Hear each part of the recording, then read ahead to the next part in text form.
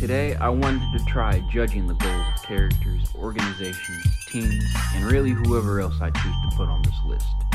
The range of judgment is from -F, where you actively work against your own goals, and +S, where only the universe or another S class can stop you. We all have goals in life. Some of us are just better at achieving them than others. They can be as simple as never wanting to lose, or complicated like becoming someone everyone can accept. They can also become too extreme for any one person to accomplish, like the underwhelming desire to feel satisfied. This particular person is Mizo, and she seeks satisfaction through revenge, and today we're going to see how far that gets her. But before we can get there, I should sum up the simple plot of the Blue-Eye Samurai. Mizo, the main character, simply wants revenge on an absentee parent. Not because they abandoned her or anything, but because she's an imperialist. Japanese imperialist at that. Unfortunately, the show's reliance on flashbacks forces my hand to put current Mizo into B tier. And she continues on her downward spiral, getting distracted while hunting for Hachi by rescuing Ringo. The fact he went by Hachi with the gun was more than enough evidence. I mean, all he had to do was sip on that 2% to prove his connection with the white man. But he decided to try and broad day Ringo. Had she let that play happen, he could have unknowingly led her straight to her target, or it could have gotten Hachi more negative attention from other parties. But regardless of what could have been, she is still on the right path, at the unnecessary risk of her own life. But it makes the show fun, so I'm placing her into the bottom of B tier. Her concern for non-reliables is concerning to her mission success. However, Ringo isn't completely incompetent, because he manages to track her down pretty easily on multiple occasions, but does not appear to offer anything more than non-consequential support at this time. However, her next distraction is at best an unconventional positive, and at worst a threat to her life and mission. She takes on the Shindo Dojo. I'll admit, it's good practice, but now she's revealed herself to be a clear threat to her target and has created many enemies in the process. We know she's capable of finding people, so why couldn't she have isolated Master Shindo and extract the info that way? Or if she really wanted to avoid unnecessary violence and attention, she could have potentially found a paper trail pointing her in the right way. Still, she casually defeats most of the students until she comes across an old op, who is way stronger than she cares to admit. They size each other up, make their calculations, and try to execute the problem, with Mizo claiming victory. Not without fault, however. She gets hurt, but is still on the right track. She proves she can handle most, but still could have done it more inconspicuously. So I'll place her at the top of B. Due to the timing and the destination of her mission, her location also became clear to her enemies. They send a band of assassins after her, dubbed the Four Fangs. All combat thus far has been extraordinary, but not too far out of the realm of possibilities. And it continues here. Instead of charging head-on to fight multiple equal capable warriors, she changes the mop-up into a vertical battlefield, making gravity her friend and enemy. Even though she suffered the consequences of distractions by Troll and Challenger, I can put her back in the bottom of A tier. She demonstrated her better judgment by not crashing out, and as if luck would have it, her past consequences turned out to be positive, allowing her to have a successful blackout. By the time she comes to, she's gained a disgruntled ally and an invitation to a trap. In all honesty, I think accepting it was her only way forward. With this trap, I can put Shindo in the S tier for having contingency plan after contingency plan. His first offer was to bribe. His second was the official trap. If she didn't fall for either one of those, he had over 60 marksmen in elevated positions waiting to shoot her down. And last but not least, he placed an ogre at the exit of the ravine. She's not dumb, but fails to really think things through, because if she did, she could have discovered her own way in just by sitting down and thinking about the one connection for all the clues thus far: prostitution. However, she has proven she's beyond capable of handling anything, but her lack of self-preservation is bothersome, so back into B. Her ability to outperform her opponents is what keeps her from staying in the lower tiers for too long, but still likes to take unnecessary risk, like showing mercy to a witness. But she's a quick learner. After she completes a side quest, she makes her way to her target, and this situation puts her back in the S tier, because nothing was stopping her but herself when she decides to do a 2-in-1 by way of wanting to rescue Tigan and kill Fowler. And in the end, she has to choose to rescue Tigan. And by luck of consequence, she has another successful blackout, and has time to reflect on when she first let love accompany on her hateful path, which she suffered the pain of losing nothing and gaining a lot. Because of Japanese pseudoscience, she is cast the descendant of an ogre, and for whatever reason, that same science deems her to be more of a threat because she was born a female. So the moment she's gained consciousness, she's committed to the role of being a boy. But just like any big-headed child, they get big-headed ideas, and that causes her childhood shack to be burned down. However, this does not bring her any misfortune when it comes to accomplishing her goal. And her goal right now is simply survival, and she keeps doing that. She keeps being a boy, and she keeps living to the next day.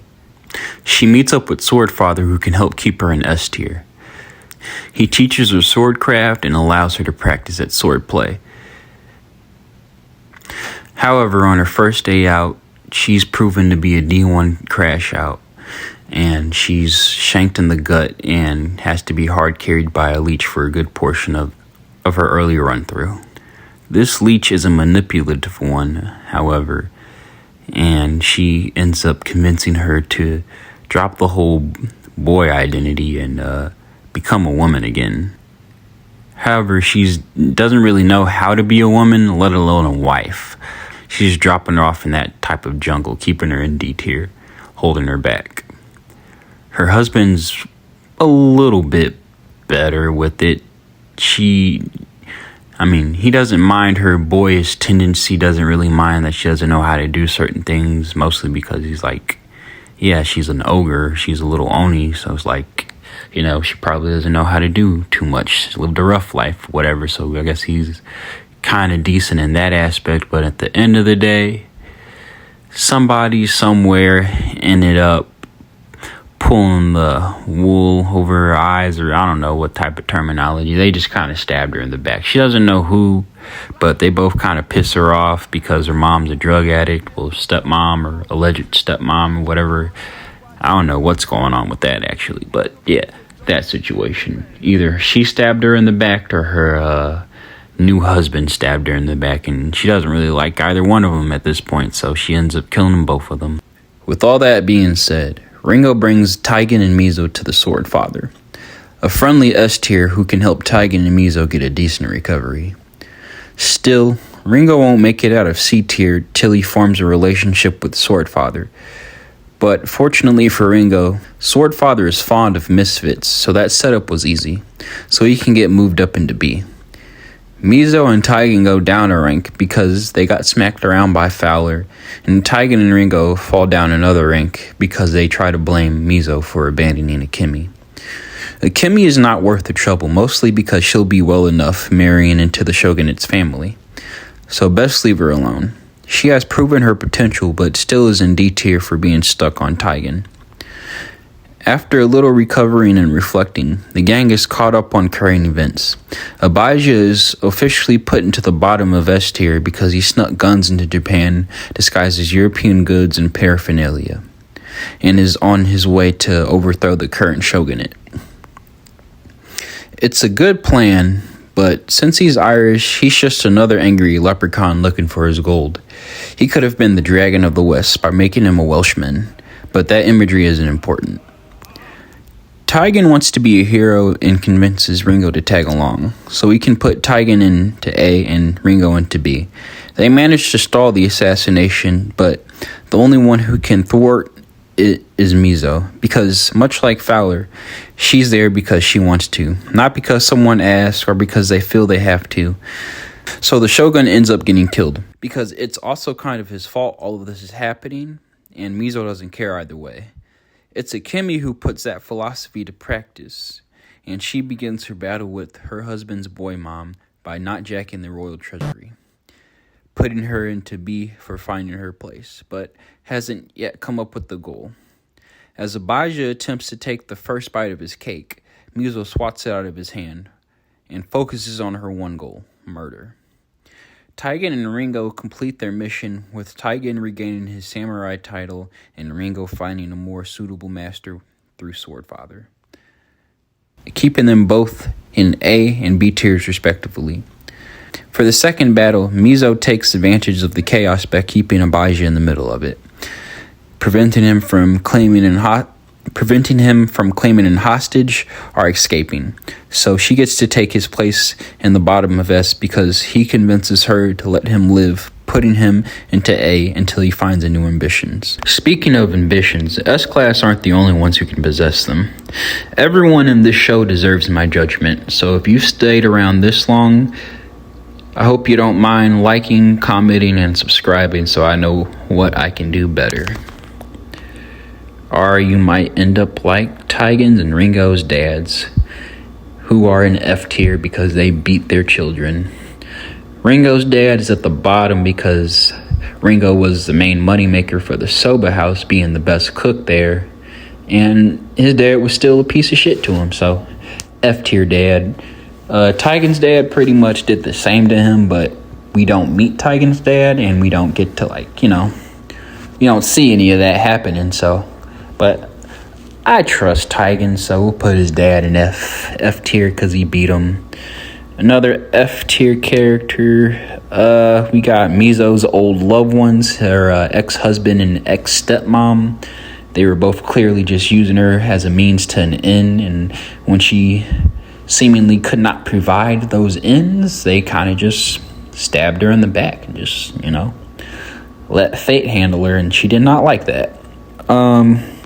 We got the D tier list. We got Hachi with the gun. I mean, he's in there because he lets his reputation speak too much for him. He really didn't really take much for anybody to take him down. It did not. Mizo was a little bit much overkill for him. The actual Shogun, he's in D tier because he was made powerless in his own country, even though he was supposed to be the most powerful man in his country. So he's a D tier character. C, we got the Shogun's retainers. They're in C tier because they just turned out to be a couple of guinea pigs for Fowler with this whole unique gun setup. Other C tier characters, you got the Shogun kids. They don't really do anything. One of the kids do something, but he doesn't really do anything with his own initiative. It's either a Kimmy or his mom pushing him to do those things. So definite C tier character, has no motivations on his own, but he's not necessarily doing bad in life. So just a C tier character. Another C tier character, Master Shindo. The Shindo Dojo fame. He's in C because he just didn't pay enough attention to all of his students to make them all badasses like Taigen. Anybody else in C? Nah, moving up. We got the Four Fangs. They're in B. Mostly because as individuals, they probably weren't that good of an assassin, but as a group, they were good. So I'm putting them in B because they were decent as a group, bad as individuals, so B for them. At the top of B tier, I'm giving it to the Shogun's wife, simply due to the fact I have no direct evidence for her power. But I feel like the show is implying she has more power than the show's letting on or wants us to know at this point. So I'm assuming season 2, I'll be able to give her a permanent spot on this list. But I really want to put her in the A tier, but I'm just leaving her in B because I don't have any evidence to put her in A. The only A tier out of the unmentionables thus far is Madame Keiji.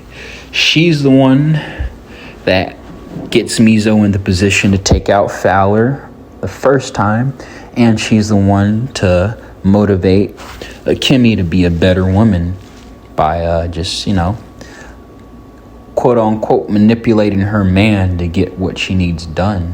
But that wraps up all the mentionable characters. So like I said, like, subscribe, comment.